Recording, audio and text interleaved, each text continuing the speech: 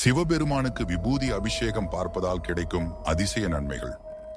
ஒரு பக்கத்தில் நம்மை பற்றிய எண்ணங்களால் நம்மை வாட்டும் உலகம், மறுபக்கம் நம்மை வலிமையாக்கும் ஒரு புனித அம்பலவாணன் சிவபெருமான். அந்த பரம சிவனுக்கு ஒரு சிறந்த வழிபாடு என்னவென்றால் விபூதி அபிஷேகம். விபூதி என்பது வெறும் தூள் அல்ல, அது தீயை வென்று எஞ்சியதொரு புனித சுடு, வாழ்க்கையின் சத்தியத்தை எடுத்துரைக்கும் தூள், எல்லாம் மாயம் என்பதை நினைவுபடுத்தும் தூள்.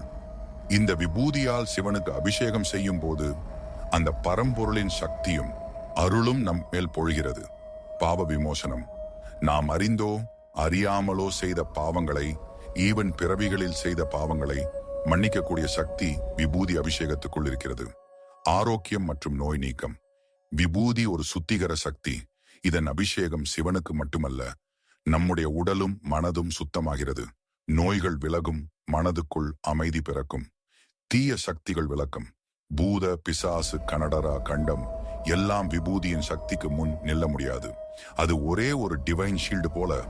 ஆனந்தம் மற்றும் சாந்தி. அபிஷேகத்தை நேரில் பார்க்கும் போது நம்முடைய உள்ளம் உருகும்.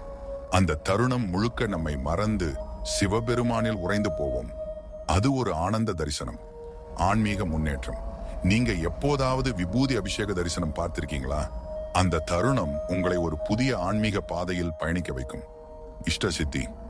மனம் நிறைந்த நம்பிக்கையோடு பக்தியோடு சிவனை பார்த்து வேண்டிக் கொண்டால் அந்த வேண்டுதல் நிச்சயம் நிறைவேறும்.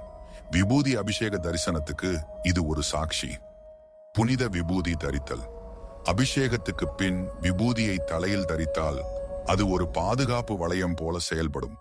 நம்மை தீமையிலிருந்து காக்கும். ஒரு நாளில் குறைந்தபட்சம் ஒரு முறை சிவனது விபூதி அபிஷேகம் பார்ப்பது அல்லது மனதிலேயே அதனை நினைத்துக் கொள்வது நம் வாழ்க்கையை சுத்திகரிக்கும். அதனால்தான் சொல்லுவாங்க, விபூதி தரிசனம் செய்த புண்ணியம் 100 யாகங்களுக்கு சமம். ஓம் நம சிவாயா, ஓம் நம சிவாயா, ஓம் நம சிவாயா.